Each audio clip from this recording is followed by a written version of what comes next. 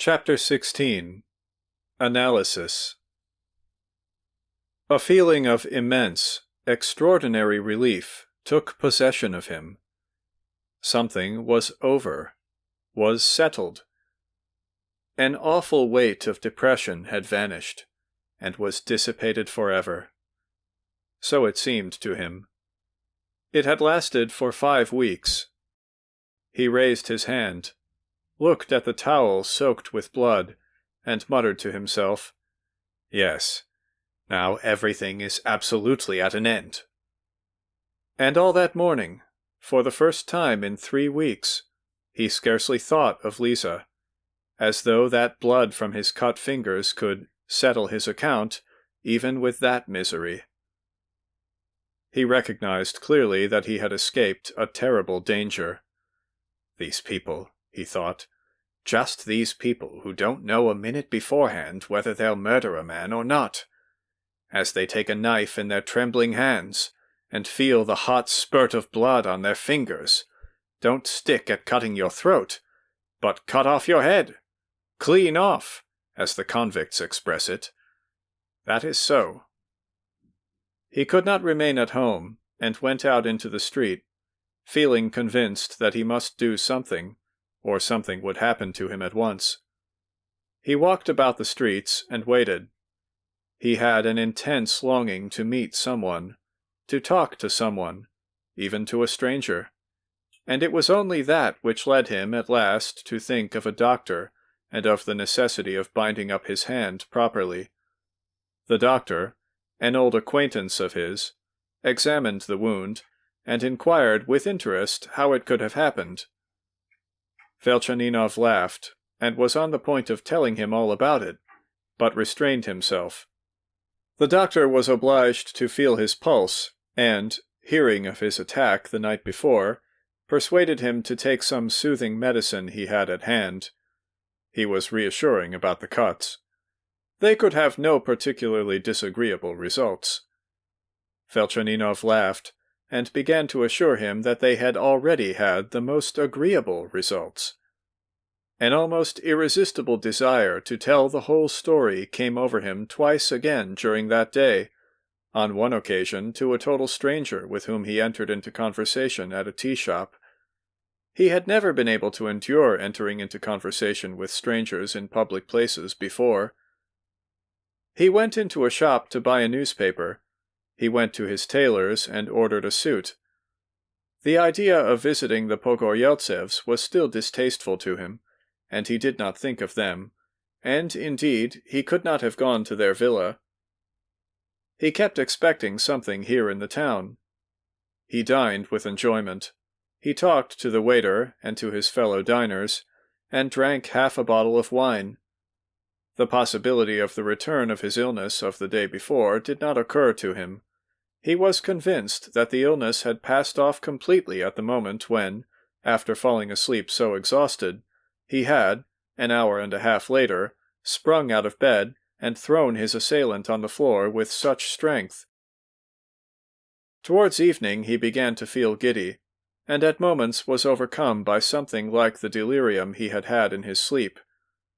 It was dusk when he returned home, and he was almost afraid of his room when he went into it. It seemed dreadful and uncanny in his flat. He walked up and down it several times, and even went into his kitchen, where he had scarcely ever been before. Here they were heating plates yesterday, he thought. He locked the door securely, and lighted the candles earlier than usual. As he locked the door he remembered, half an hour before, passing the porter's lodge. He had called Mavra, and asked her whether Pavel Pavlovitch had come in his absence, as though he could possibly have come. After locking himself in carefully, he opened the bureau, took out the razor case, and opened the razor to look at it again. On the white bone handle there were still faint traces of blood. He put the razor back in the case, and locked it up in the bureau again. He felt sleepy. He felt that he must go to bed at once, or he would not be fit for tomorrow. He pictured the next day for some reason as a momentous and decisive day. But the same thoughts that had haunted him all day in the street kept incessantly and persistently crowding and jostling in his sick brain, and he kept thinking, and for a long time could not get to sleep. If it is settled that he tried to murder me accidentally, he went on, pondering, had the idea ever entered his head before, if only as a dream in a vindictive moment? He decided that question strangely, that Pavel Pavlovitch did want to kill him, but the thought of the murder had never entered his head. In short, Pavel Pavlovitch wanted to kill him, but didn't know he wanted to kill him. It's senseless, but that's the truth, thought Velchaninov. It was not to get a post, and it was not on Bagautov's account he came here, though he did try to get a post here, and did run to see Bagautov, and was furious when he died. He thought no more of him than a chip. He came here on my account, and he came here with Lisa. And did I expect that he would murder me? He decided that he did, that he had expected it from the moment when he saw him in the carriage following Bagautov's funeral. I began, as it were, to expect something. But, of course, not that, but, of course, not that he would murder me. And can it be that all that was true? He exclaimed again, suddenly raising his head from the pillow and opening his eyes. All that madman told me yesterday about his love for me, when his chin quivered and he thumped himself on the breast with his fist. It was the absolute truth, he decided, still pondering and analyzing. That Quasimodo from T was quite sufficiently stupid and noble to fall in love with the lover of his wife, about whom he noticed nothing suspicious in 20 years. He had been thinking of me with respect, cherishing my memory, and brooding over my utterances for 9 years. Good heavens! And I had no notion of it. He could not have been lying yesterday. But did he love me yesterday, when he declared his feeling and said, "Let us settle our account"? Yes, it was from hatred that he loved me. That's the strongest of all loves. Of course it may have happened, of course it must have happened, that I made a tremendous impression on him at tea. Tremendous and gratifying is just what it was. And it's just with a Schiller like that, in the outer form of a Quasimodo, that such a thing could happen. He magnified me 100-fold because I impressed him too much in his philosophic solitude. It would be interesting to know by what I impressed him. Perhaps by my clean gloves, and my knowing how to put them on. Quasimodos are fond of all that is aesthetic. Ugh, aren't they fond of it? A glove is often quite enough for a noble heart, and especially one of these eternal husbands. The rest they supply themselves 1,000 times, and are ready to fight for you, to satisfy your slightest wish. What an opinion he had of my powers of fascination. Perhaps it was just my powers of fascination that made the most impression on him. And his cry then, "If that one too, whom can one trust?" After that cry, one may well become a wild beast. He comes here to embrace me and weep, as he expressed it in the most abject way. That is, he came here to murder me, and thought he came to embrace me and to weep. He brought Lisa, too. But, who knows? If I had wept with him, perhaps, really, he would have forgiven me, for he had a terrible longing to forgive me. At the first shock, all that was changed into drunken antics and caricature, and into loathsome, womanish whining over his wrongs. Those horns, those horns he made on his forehead. He came drunk on purpose to speak out, though he was playing the fool. If he had not been drunk, even he could not have done it. And how he liked playing the fool. Didn't he like it? Ugh, wasn't he pleased, too, when he made me kiss him? Only he didn't know then whether he would end by embracing me or murdering me. Of course, it's turned out that the best thing was to do both. A most natural solution. Yes, indeed. Nature dislikes monstrosities, and destroys them with natural solutions. The most monstrous monster is the monster with noble feelings. I know that by personal experience, Pavel Pavlovich. Nature is not a tender mother, but a stepmother to the monster. Nature gives birth to the deformed, but instead of pitying him, she punishes him, and with good reason. Even decent people have to pay for embraces and tears of forgiveness nowadays, to say nothing of men like you and me, Pavel Pavlovich. Yes, he was stupid enough to take me to see his future bride. Good heavens! His future bride! Only a Quasimodo like that could have conceived the notion of rising again to a new life by means of the innocence of Mademoiselle Zachlebinin. But it was not your fault, Pavel Pavlovich. It was not your fault. You're a monster, so everything about you is bound to be monstrous, your dreams and your hopes. But, though he was a monster, he had doubts of his dream, and that was why he needed the high sanction of Velchaninov, whom he so revered. He wanted Velchaninov to approve. He wanted him to reassure him that the dream was not a dream, but something real. He took me there from a devout respect for me, and faith in the nobility of my feelings, believing, perhaps, that there, under a bush, we should embrace and shed tears near all that youthful innocence. Yes, that eternal husband was obliged, sooner or later, to punish himself for everything, and to punish himself he snatched up the razor. By accident, it is true. Still, he did snatch it up.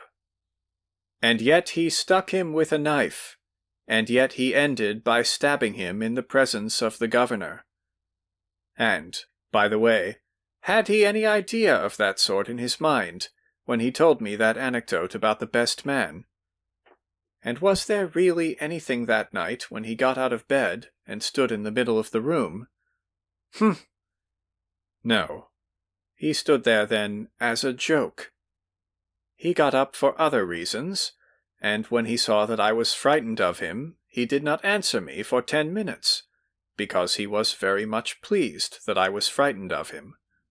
It was at that moment, perhaps, when he stood there in the dark, that some idea of this sort first dawned upon him. Yet, if I had not forgotten that razor on the table yesterday, maybe nothing would have happened. Is that so? Is that so? To be sure, he had been avoiding me before. Why, he had not been to see me for a fortnight. He had been hiding from me to spare me. Of course, he picked out Bagautov first, not me. Why, he rushed to heat plates for me in the night, thinking to create a diversion. From the knife to pity and tenderness. He wanted to save himself, and me too, with his hot plates. And for a long time, the sick brain of this man of the world went on working in this way, going round and round in a circle, till he grew calmer. He woke up next morning with the same headache, but with a quite new and quite unexpected terror in his heart. This new terror came from the positive conviction, which suddenly grew strong within him, that he, Velchaninov, a man of the world, would end it all that day by going of his own free will to Pavel Pavlovich. Why? What for? He had no idea, and, with repugnance, refused to know. All that he knew was that, for some reason, he would go to him. This madness, however, he could give it no other name, did, as it developed, take a rational form and fasten upon a fairly legitimate pretext. He had even, the day before, been haunted by the idea that Pavel Pavlovitch would go back to his lodging and hang himself, like the clerk about whom Marya Sisoyevna had told him. This notion of the day before had passed by degrees into an unreasoning but persistent conviction. Why should the fool hang himself? He kept protesting to himself every half-minute. He remembered Lisa's words. Yet in his place, perhaps, I should hang myself, he reflected once. It ended by his turning towards Pavel Pavlovitch instead of going to dinner. I shall simply inquire of Marya Sisoyevna, he decided. But before he had come out into the street, he stopped short in the gateway. Can it be? Can it be? He cried, turning crimson with shame. Can it be that I'm crawling there to embrace and shed tears? That senseless abjectness was all that was needed to complete the ignominy. But from that senseless abjectness he was saved by the providence that watches over all decent and well-bred people. He had no sooner stepped into the street when he stumbled upon Alexander Lobov. The young man was in breathless haste and excitement. I was coming to see you. What do you think of our friend Pavel Pavlovitch now? He's hanged himself, Velchaninov muttered wildly. Who's hanged himself? What for? Cried Lobov, with wide-open eyes. Never mind. I didn't mean anything. Go on. Phew! Damn it all! What funny ideas you have, though. He's not hanged himself at all. Why should he hang himself? On the contrary, he's gone away. I've only just put him into the train and seen him off. Phew! How he drinks, I tell you. We drank 3 bottles, Predposilov with us. But how he drinks! How he drinks! He was singing songs in the train. He remembered you, blew kisses, sent you his greetings. But he is a scoundrel, don't you think so? The young man certainly was a little tipsy. His flushed face, his shining eyes and faltering tongue betrayed it unmistakably. Velchaninov laughed loudly. So, in the end, they finished up with Bruderschaft. Ha ha! They embraced and shed tears. Ah, you Schilleresque poets. Don't call me names, please. Do you know he's given it all up over there? He was there yesterday, and he's been there today. He sneaked horribly. They locked Nadia up. She's sitting in a room upstairs. There were tears and lamentations, but we stood firm. But how he does drink, I say. Doesn't he drink? And I say, isn't he mauvais ton? At least, not mauvais ton exactly. What shall I call it? He kept talking of you, but there's no comparison between you. You're a gentleman anyway, and really did move in decent society at one time, and have only been forced to come down now through poverty or something. Goodness knows what. I couldn't quite understand him. Ah, so he spoke to you of me in those terms? He did. Don't be angry. To be a good citizen is better than being in aristocratic society. I say that because in Russia nowadays one doesn't know whom to respect. You'll agree that it's a serious malady of the age, when people don't know whom to respect, isn't it? It is. What did he say? He? Who? Ah, to be sure. Why did he keep saying, Velchaninov, 50, but a rake? Why but a rake, and not and a rake? He laughed and repeated it 1,000 times over. He got into the train, sang a song, and burst out crying. It was simply revolting. Pitiful, in fact. From drunkenness. Oh, I don't like fools. He fell to throwing money to the beggars for the peace of the soul of Lizaveta. His wife, is that? His daughter. What's the matter with your hand? I cut it. Never mind, it will get better. Damn him, you know. It's a good thing he's gone. But I bet anything that he'll get married directly he arrives. He will, won't he? Why, but you want to get married too, don't you? Me? That's a different matter. What a man you are, really. If you are 50, he must be 60. You must look at it logically, my dear sir. And do you know, I used, long ago, to be a pure Slavophile by conviction. But now, we look for dawn from the west. But, goodbye. I'm glad I met you without going in. I won't come in. Don't ask me. I've no time to spare. And he was just running off. Oh, by the way, he cried, turning back. Why, he sent me to you with a letter. Here is the letter. Why didn't you come to see him off? Felchaninov returned home and opened the envelope addressed to him.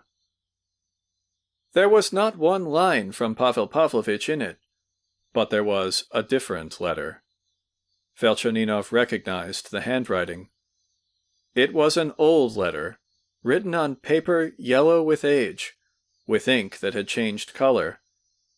It had been written to him 10 years before, 2 months after he had left T and returned to Petersburg. But the letter had never reached him. He had received a different one instead of it. This was clear from the contents of this old yellow letter. In this letter, Natalia Vasilyevna took leave of him forever, and confessed that she loved someone else, just as in the letter he had actually received. But she also did not conceal from him that she was going to have a child. On the contrary, to comfort him, she held out hopes that she might find a possibility of handing over the future child to him, declared henceforth that they had other duties. In short, there was little logic, but the object was clear, that he should no longer trouble her with his love. She even sanctioned his coming to T, in a year's time, to have a look at the child. God knows why she changed her mind and sent the other letter instead. Felchaninov was pale as he read it, but he pictured to himself Pavel Pavlovitch finding that letter and reading it for the first time, before the opened ebony box inlaid with mother-of-pearl, which was an heirloom in the family. He, too, must have turned pale as a corpse, he thought, catching a glimpse of his own face in the looking-glass. He must have read it, and closed his eyes, and opened them again, hoping that the letter would have changed into plain white paper. Most likely he had done that, a second time, and a third.